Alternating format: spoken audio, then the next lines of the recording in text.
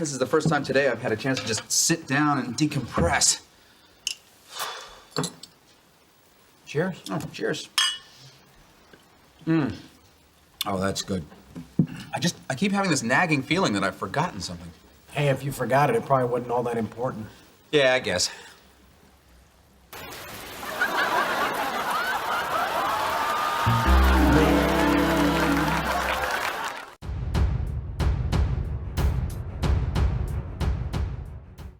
Hey everybody, welcome to this video that I wanted to put together real quick. This is just a real quick survey over the Old Testament and God's involvement with the nations.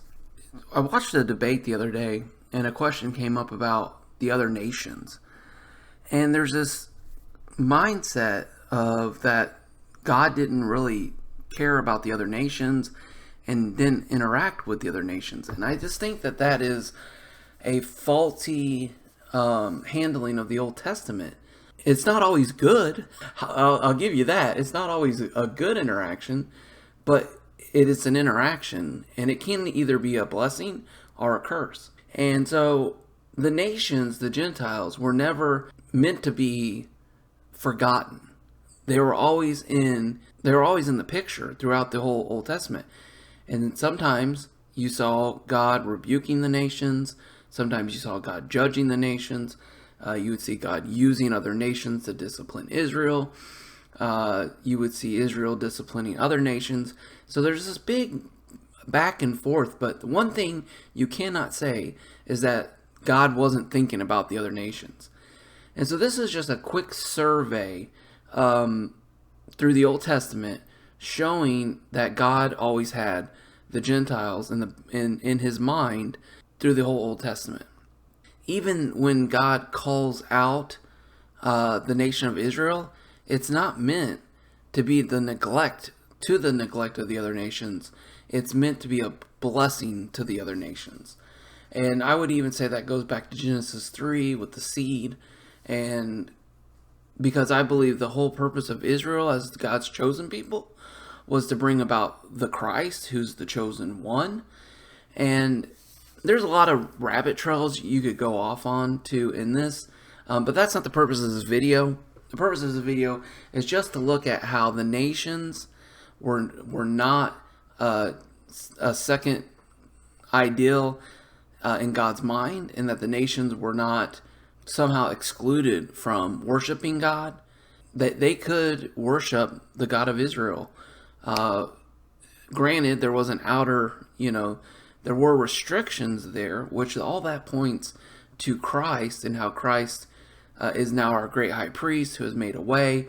And so there's these images there that in the New Testament we see that all those, the wall of hostility has been taken down through Christ, and now we all are a holy nation before God, priests before God.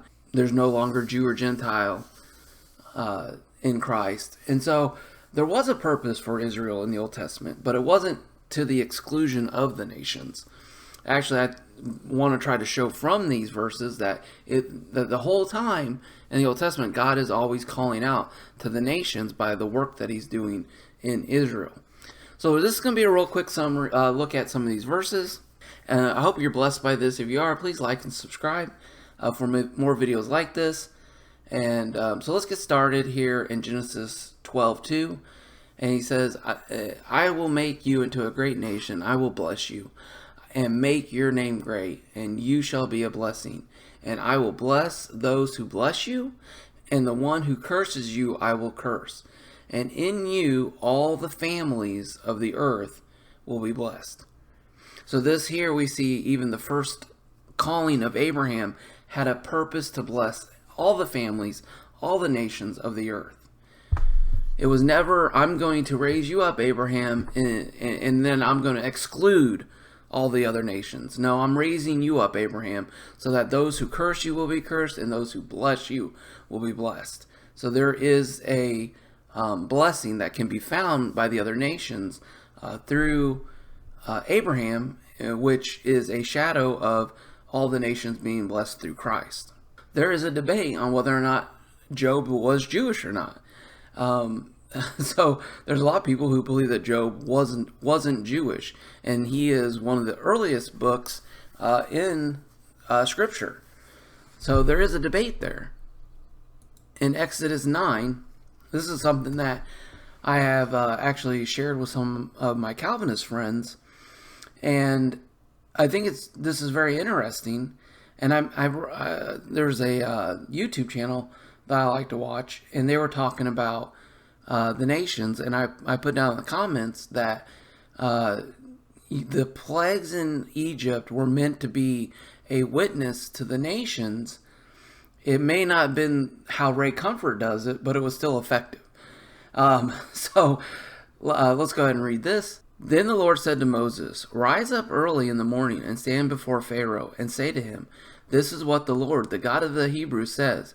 Let my people go, so that they may serve me. For this time I am going to send all my plagues on you and your servants and your people, so that you may know that there is no one like me in all the earth. For had I now put out my hand and struck you and your people with plague, you would then have been eliminated from the earth. But indeed, for this reason I have allowed you to remain, in order to show you my power, and in order to proclaim my name throughout the earth." So here we even see within the plagues being poured out on Egypt that the purpose of this is for the people of Egypt to know, and the people throughout the earth, which here in a minute we're going to see that did happen. And we'll see that here in a minute when we get into Joshua. So when we get into Joshua, we see that Rahab actually listened and heard about what God did to Egypt, and when Joshua 2:11, when we heard these reports, our hearts melted, and no courage remained in anyone any longer because of you. For the Lord your God, He is God in heaven above and on earth below. And so we see here Rahab, who was a foreigner,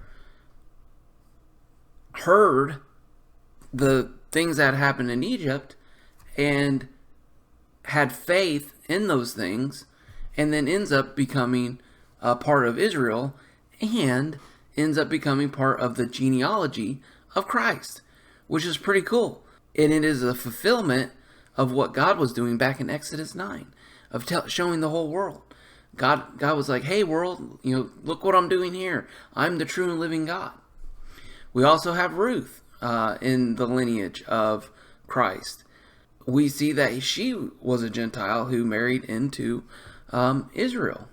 Then we have Isaiah 56:6, and it says, "Also the foreigners who join themselves to the Lord, to attend to His service, and to love the name of the Lord, to be His servants, everyone who keeps the Sabbath, so as not to profane it, and holds firmly to my covenants." We see these foreigners coming in and joining themselves to the Lord. And these foreigners are the Gentiles. These are people who are coming in and becoming part of God's chosen people. So, and we'll even see that in Acts 13, where it talks about these God-fearers and Cornelius and people like that in the book of Acts, who had proselytized into the Jewish faith. And even here in Isaiah 56:7, this is a verse that Christ quotes as He's cleaning out the temple. There's the court of the Gentiles, where all these Gentile believers from other nations were coming to worship God. And Jesus is clearing this area out, and He's quoting Isaiah 56:7, "For my house will be called a house of prayer." And this is in that court of the Gentiles. So, Jesus had some very strong feelings about what these people were doing in the court of the Gentiles. So much that He gets a whip and flips tables. So, yeah, I think it was kind of important to Christ. 1 Kings, "As regarding the foreigner who is not of your people, Israel, when he comes from a far country on account of your name, for they will hear of your great name and your mighty hand, and of your outstretched arm when he comes and prays towards the house. Here in heaven your dwelling place, and act in accordance with all for which the foreigner calls on you, in order that all the people of the earth may know your name, to fear you to fear you as do your people Israel, and that they may know that the house which I have built is called by your name. And here is a verse in Esther 8:17 that I would be very curious to see how some people handle this verse. But the verse says, in each and every province and in each and every city, wherever the king's commandment and his decree arrived, there was joy and jubilation for the Jews, a feast and a holiday, and many among the peoples of the land became Jews, because the dread of the Jews had fallen on them. I think this is a very interesting verse when we look at the relationship between the nations and the Jewish people. Then we have Jonah. Jonah goes to the city of Nineveh, which is a Gentile city. God literally sends Jonah to the city that God's going to destroy because of their wickedness, and a whole city comes to faith in God.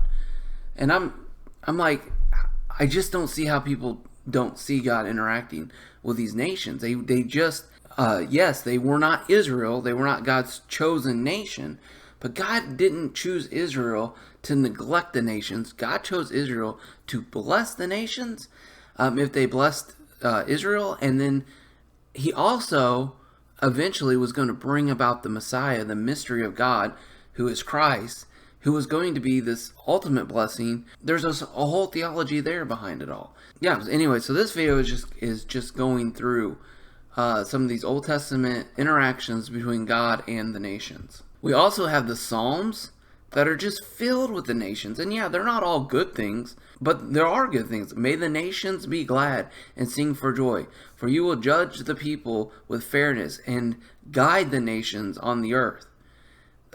That's not just God's chosen nations. This is all the nations. Yes, there is a chosen people, but not to the neglect of all the nations, but for the blessing of all the nations.